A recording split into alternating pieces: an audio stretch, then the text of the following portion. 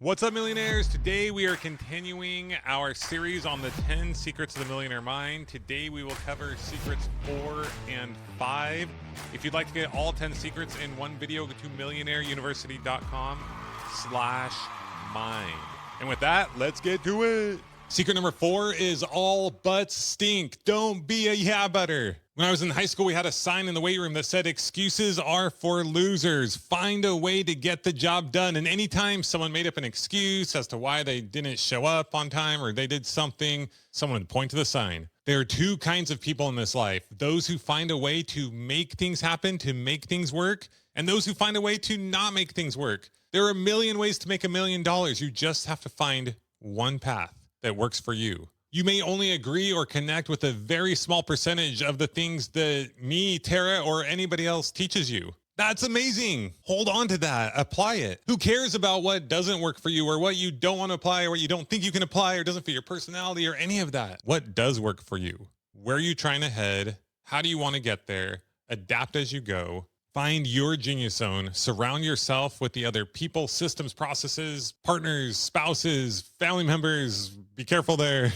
But whatever it is that helps you get the results you're looking for, and you'll get there. Do you have an agent or ownership mindset? Do you take ownership and responsibility for your current circumstances and situation? Or do you have a victim mentality? Do you blame others for where you're at? Are you entitled, thinking you deserve more? Agents and those who take ownership, they believe that they determine their future and their life. And because of that, they take control of their life and their future, and they do determine the outcome. It may not always be as quick or as perfect as they had hoped, but even then they maintain that same state of mind, and they're still in control of their future and their outcome. Once again, what can I do differently? What can I change? What was off a little bit? How can I improve? Victims and those who blame others or feel entitled, feel like they're owed something. They point the finger outward and say, it's because of you, because of this situation, this circumstance that I'm in. You are essentially giving away your power. Your power is gone. You are saying, I cannot do this thing unless that person gives me this or does that thing. You are powerless. Now, just to be clear, I'm not saying don't charge what you're owed and don't collect on that payment.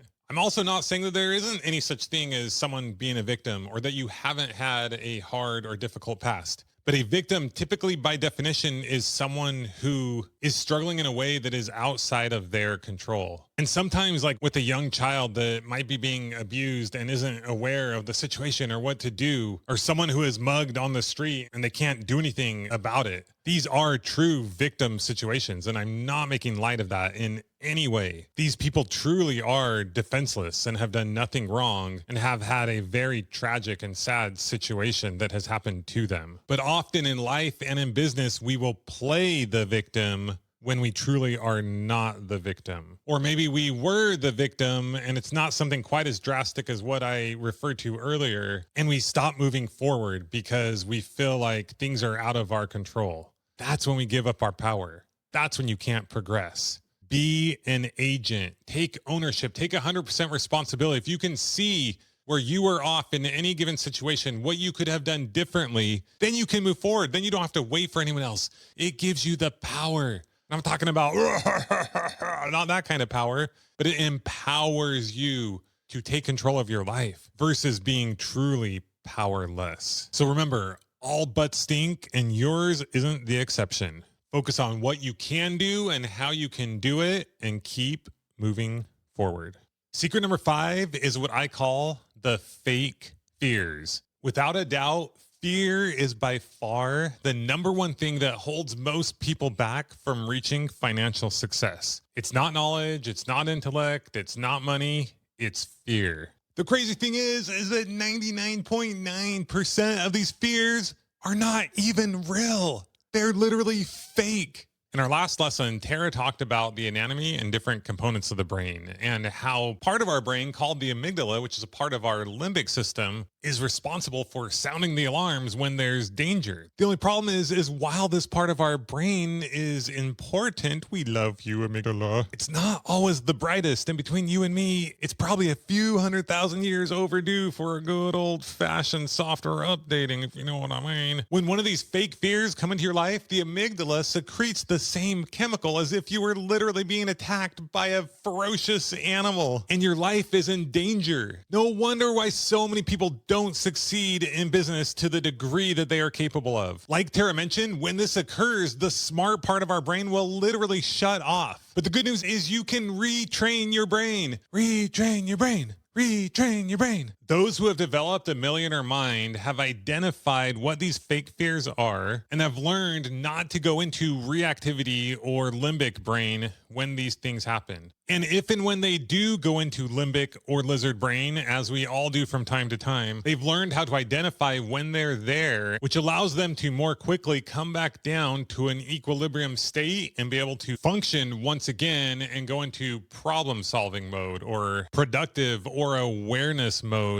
versus reactive, crazy, not thinking straight, using dumb brain mode. So once again, just like everything else, just being aware of these fears, what they are, being able to identify them is half the battle. From there, you can observe how you're reacting, how you're acting during those times. Pay attention to that. See it. Remember, you are not your thoughts. You are not your feelings. There are many variations, but Tara and I over the years have broken these fake fears down into 4 general categories. Just like everything else in life and business, they all kind of bleed together and play off of each other. But breaking them down like this will help us get a better idea of what we're dealing with here. The first, and what I would say is by far the biggest fear, but probably also the one that people would least admit to, is the fear of what other people will think of you. Our brains are wired to fit in with the crowd, follow the tribe, follow the rules, follow the status quo. That's how we stay safe, we tell ourselves. And then as mentioned, society has not done us any favors. Now I get it. In some instances, this does make sense. Like if you're on a sports team, you want to follow certain rules so everyone can get along and have a good time. In society, we have laws that help protect people and keep them safe. The problem is when we follow rules that aren't really rules and don't protect you or keep you safe, but actually do the opposite. What will my friends or family think if they know I'm starting a business? Will they approve? Will they think it's weird? Will they think it's cool? What will people think if I don't succeed right away or start making money right out of the gate? What will people think if I drop out of college or quit my job? I mean, this is what I've been taught and worked for my entire life. I've invested so much time and money into this thing, and then I'm just going to walk away from all of it. What will people think of me when I tell them about my product or service? If I try to sell something, nobody likes a salesperson. I can't sell things. I can't ask people to buy something.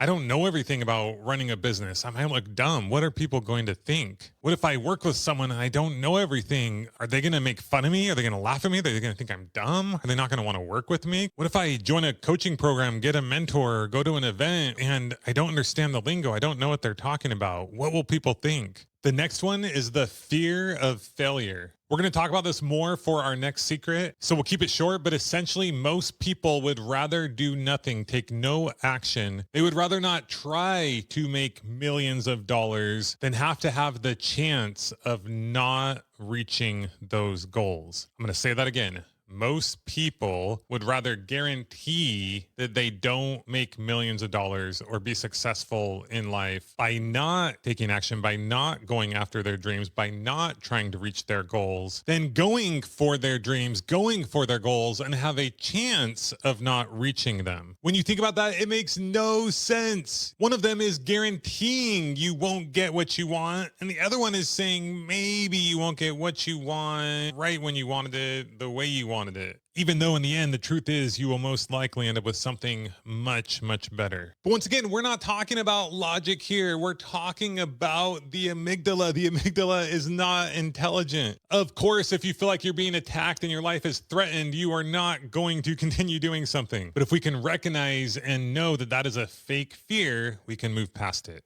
and keep moving forward. The next one is the fear of losing money. Just like the last one, I'm going to talk about this more in just a bit, so I'm only going to touch on it now. But there are so many ways to make money in business without even risking money. And if you do lose a little bit of money, AKA you take action, you learn, you try something out, maybe it doesn't work exactly how you planned, don't bet the farm, that's not smart. And that's okay. Most people go to school for years, lose, AKA invest, spend a ton of money. And not only are they okay with it, they celebrate it. In the past, anytime Tara and I were struggling in business, maybe not making as much money as we thought, maybe even losing some money, which once again, you don't have to do. And we're going to get into that more later on in this lesson and other parts of the course. But one thing I'd always tell Tara is, do we have food in our stomachs? Can we take care of our son and our kids as others came along? And do we have shelter over our head? And as long as we had those two things, we knew ultimately we're okay and we could continue to stay the course.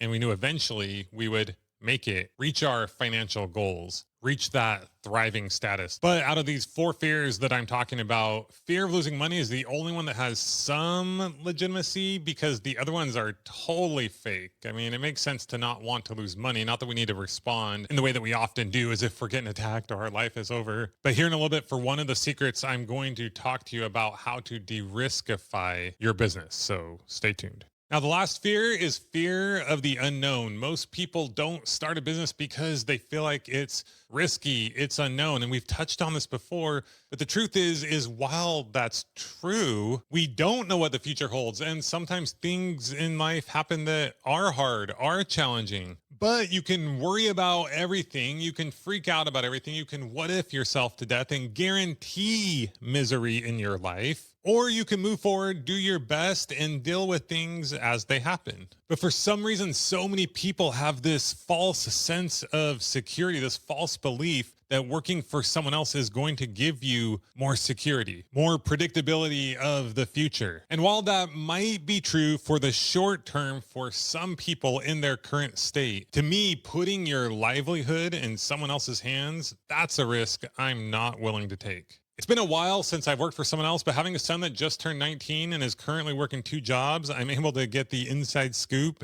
every day. For example, the other day he was helping a customer and it was time for him to go on his break, but there was no one else to help this customer. So of course he continued to help them. He wasn't going to be like, oh, I got to go right now. I'm out of here. Goodbye. Good luck. You're on your own. And then get this, his boss told him, if you do that again, you are fired. Now, just to be clear, I understand why they have rules like this. There's only so long that you can work without taking a break, but I definitely don't think I would call that security.